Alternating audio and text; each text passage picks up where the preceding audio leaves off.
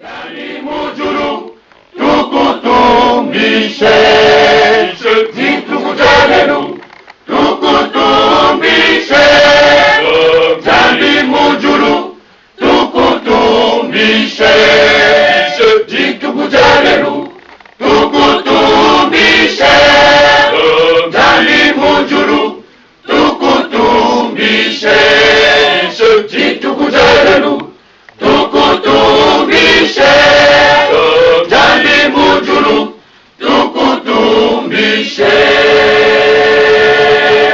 Jali nyuma wipe tukutukulomba utupeshe moyo wachenge Jali nyuma wipe tukutukulomba utupeshe moyo wachenge Jitukujalelu tukutumbishe Jali mujuru tukutumbishe Jitukujalelu tukutumbishe Jali mujuru tukutumbishe Jitukujalelu tukutumbishe Jali mujuru tukutumbishe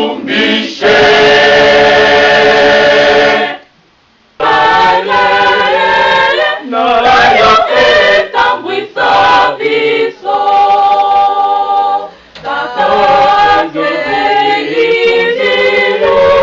Nayo molimo mosatu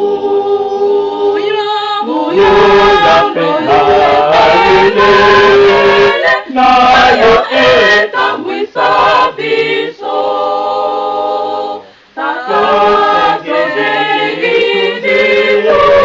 Nayo molimo mosatu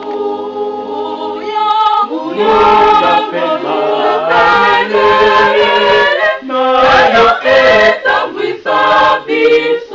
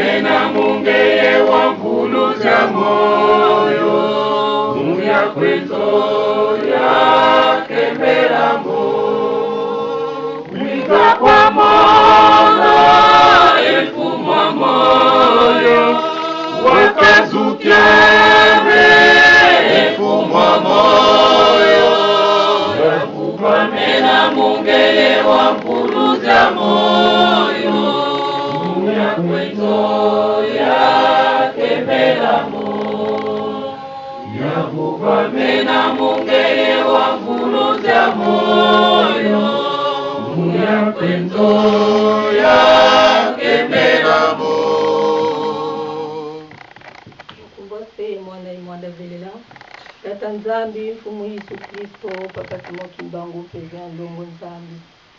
Papa, tukutakane bafuleki papa, ulomba nlemvu masuma wonso nometuvolele zanduzi yako papa dazole papa tukutondele kadi muluzolo lwako papa utumiti wafulweki papa baptize na yetu munitu baptize na yetu mon esprit papa malade mampila dans le monde dans les hôpitaux mujinzo ntanduza wonso no papa des gens qui souffrent malade makaka bilongo makaka incurable tulombele kwa ngeye papa ngewe médecin tete ngewe médecin ya le dernier bika papa watula koko kwa nsambu kwa batu bo baonso no bena mpasizani tu papa tulombele pe papa watala maboloko batu bampila maboloko mahambu mampila maboloko papa bakaka bazebi samu bakaka ce sont des innocents. Et qu'est-ce qu'on voit dans les prisons, papa? On voit qu'il y a des meurtres. Comme si le fait d'être enfermé, na conscience papa, papa, digo sur la face papa, ramesuma, on passe au bakuzaba nzambi. Boba le molozaba, ça mon papa, les innocents. Face que papa, au badou qui ça, mon amour bakanga.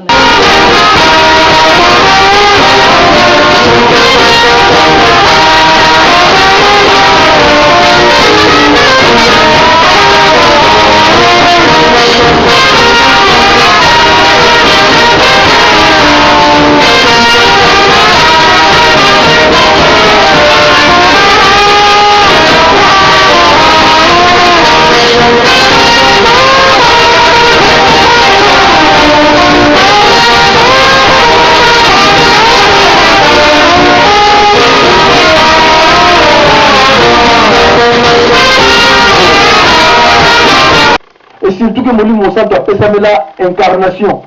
C'est-à-dire que Dieu sait se faire homme, à ça là on attend Melchisedec. Dieu sait se faire homme, à ça là on attend Jésus-Christ. Dieu sait se faire homme, à ça là on attend Papa Simon Kimbangu au Saint-Esprit.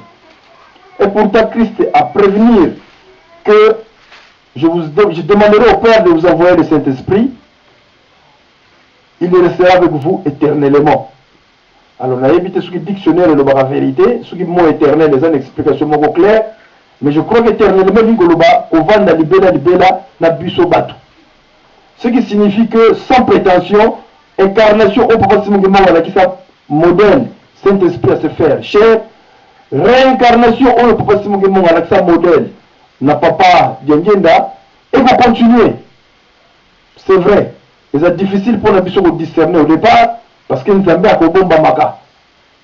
Mais toye bibiso nyoso qu'à tout moment tata nzamba kotika jamais lingomba na eyo kasoni. Mais biso na biso soki totali ndenge lingomba ezali kotambola tokoma komituna. Et c'est pourquoi j'avais commencé par une introduction où j'avais dit que le développement, il y a thème, c'est le péché irrémissible. Finga na yo tata nzambe okolimbisama. Tchola na yo koro Yesu okolimbisama. Mais ce que tu dis, mon santo, parce que il y a un monde de l'issoum au la satana. Aye barake nzambe azali nkolo so azali. Aye barake mon santo azali. Ya wana kotanga kamingi na koyoka makambo papa balobeza très important. Je vais vous avouer une chose que même moi j'étais en erreur. Je croyais que Satan aye barate, rien du tout. Hier kaka tango nazotala na YouTube papa yengi ndako loba que Satan ayebaka tata nzambe ayebaka nkolo so ayebaka tata molimo mosanto. Mais est-ce qu'ayebaka ko apprécier convenablement? Question. Satana akoya. Et lelo le biso yo toyeko yeba nkolo Yesu tata nzambe tata molimo mosanto. Mais est-ce que to sosoli? Maintenant lelo soki otali lingomba konduisa kotambolela. Lelo soko otali makambo esalamaka na kati ya lingomba na bandini tozali. Soko otali makambo esalamaka na lingomba na bambuta tozali. On se pose des questions. Soki nzambe aza na kati na biso. On se pose des questions. Soki molimo mosanto aza na kati na biso. Plus on se pose la question discernement ezalité.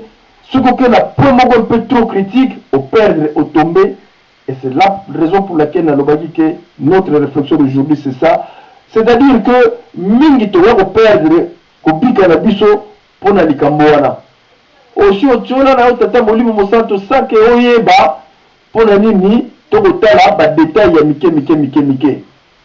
Pour dire tout simplement que quand papa avait dit que bolingo mibe komisala, chers amis, chers frères et sœurs, ba papa ba maman, ce qui to tikali kaka na conception wana ya église tokomona ke reste nyonso tout eza détail.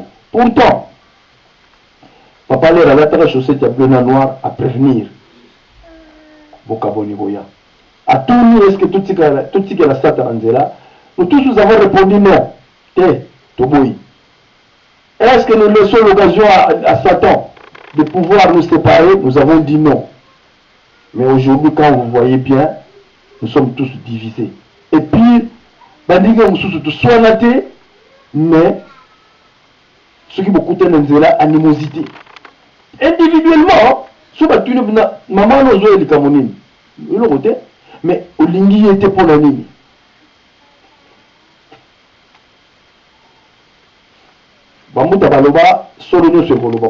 C'est-à-dire que toute vérité n'est pas bonne à dire. Et ça a blessé la bateau quand on dit nous sommes divisés. Mais qu'est-ce qui était divisé? Ce qui était un, c'était les Kimbanguistes. Divisé aujourd'hui, Tobel 1, 3 et 26. Mes chers amis, on se pose la question de savoir, même chorale. Mais c'est parce que conception, il y a ma camoto, maintenant, moustika. Alors que papa Fumano a bien que Ekobananda Konangas, mais le côté Lingomba. Alors que papa Simon Kimbango est en train de dire que aujourd'hui, ce que nous voyons est encore peu, le pire est à venir. Moi, je me suis posé la question, mais ce qu'on voit est déjà dégoûtant. Et le pire, mais c'est quoi encore ce pire? Nzambeka Kayebi, Biso Batuto Yebi, mais à Kebisi. Texte église, Toroyeba. Nous avons beaucoup à comprendre parce que nous remarquons souvent, moi je n'ai pas fait l'école de pasteur, école Nzalabou na Kenangote, école de théologie na Salagote, rien. Je me suis fait ecclésiaste que Awa par la grâce de Tanzambé, mais j'ai fait des efforts, je multiplie, il y a autant de Mokana Monzambé, il y a autant de textes église. Que baninga mususu na remarque bakende ken kamba régulièrement mais soko tuni tel texte azana ngote mais soko tali bato bakende ke na école biblique otali séminaire basali saka bango makambo komama na kati okomona ke être kimbangi ce n'est pas facile, c'est difficile, mais soko tu volonté ezana ngo simple, tu de l'amour dedans ezana ngo simple. Voilà ce que nous devons retenir en essentiel le comportement de biso bandini. Tout est mingi ti moya lelo ba rappelle ko pesa melaka mais na ezali na biso tout le monde misaka nini parce que oyo yo ko salaka ya ngwana tel l'on pense tel qu'il est donc conduite nga na bimisaka na libanda ndenge nga na kaliselaka mais na so ba moni ngai na tambola désordre c'est que na raison rappelle désordre alors moni sa ki mundimi na yo na matei oyo zwa na ba papa na matei oyo zwa na catéchisme na manso oyo tanga na kati ya bible pour ete omona na mundimba pasi mugimbangu osimba flambeau ekende liboso pour ete troisième millénaire oyo yo mutu mundo kotambusa mokili. Ce n'est pas de l'utopie, ce n'est pas un rêve, c'est une réalité. Mundela yebiango yo moko za s'ignorer. Quand vous entendez partie des Illuminati ou des francs-maçons des autres, ils ont peur de vous parce qu'ils vous connaissent, que vous allez bientôt diriger le monde et c'est la raison pour laquelle le monde a, quels que soient les désordres à travers le monde, regarde dans nos pays d'origine assiégés. Parce que kuna qui calme, Kotitango est là et Kopesa Mela, Union africaine, développement de l'Afrique fini, nous est perdu. Maintenant, porteur Nango, c'est vous et moi. Nous en disons quoi? Voilà ce que nous devons retenir. Toyeba, pour ça la bolingo, pour toyeba, ko tosa oyo papa batinda biso, de manière que les restes toyeba ko surmonter yango, au lieu de s'attarder na makambo ya mike pour na piège à Lucifer ou à tieli biso liboso ya péché irrémissible, de somme na tata moni musantu tokoye yango te. Soyons prudents et surtout prudence yango de sengameli. Tosoki si boye na kombo tata mwana pe tata molimo mosanto. Amen. Tout élément. Banzelsa muwasa muna dale ukubeti kwiza munza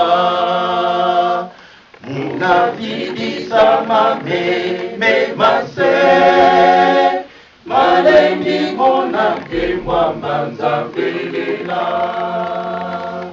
banzelsa muwasa muna dale ukubeti kwiza munza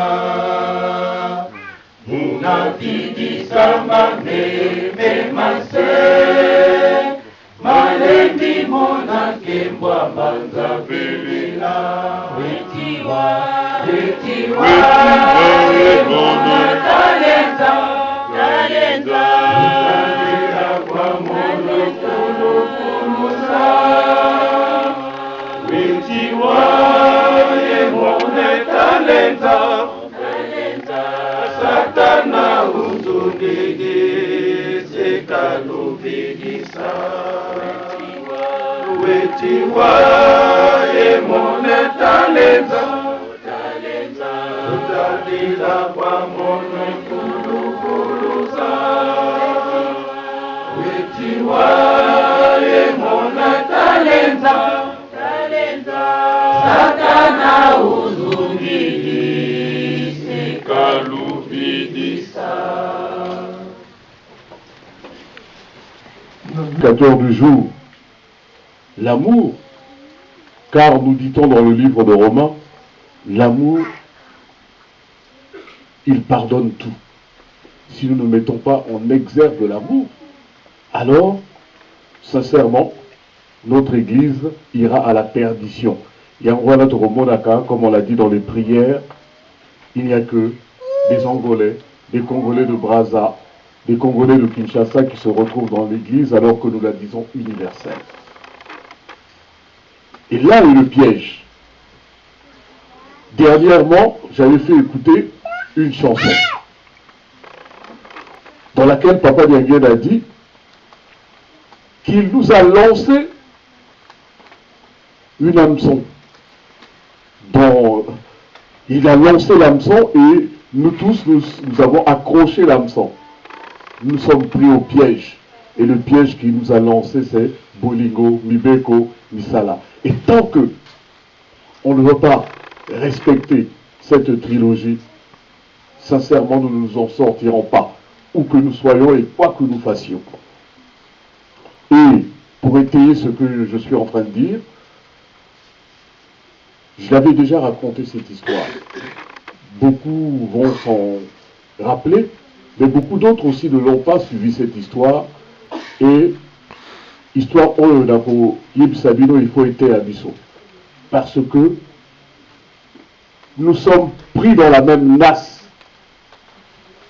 Et si nous voulons nous échapper, il faut que chacun d'entre nous aide l'autre. Alors, il faut...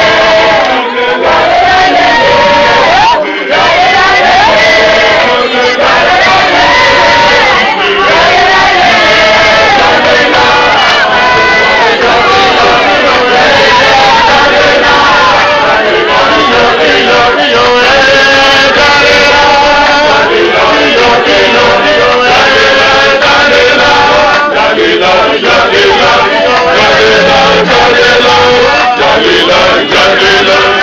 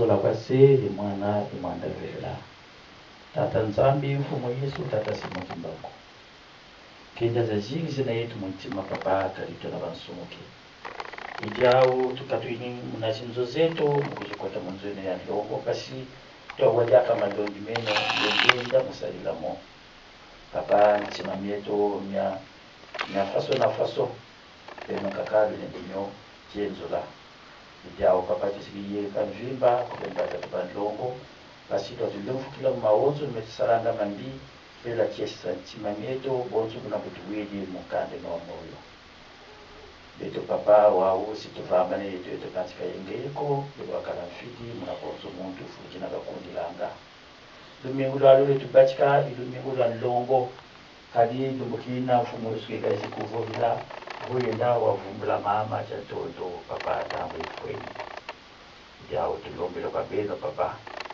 basi someni ya ansoni yakala kuchalusa kumuni lweno lukeba bana beno bawonsono bana bakwenda nga mutukolo bana bakwenda nga munabisalu bana bakwenda nga munjira za mpila sumbre wonza lekala epi bika papa lesa lumingu lwalu lakala lumingu lwa nzambo tuna maningi papa mena yetu mutintima ngiye mwananga mana mawonso base mwana mwandatela amen toke ni malamu pepe bon appétit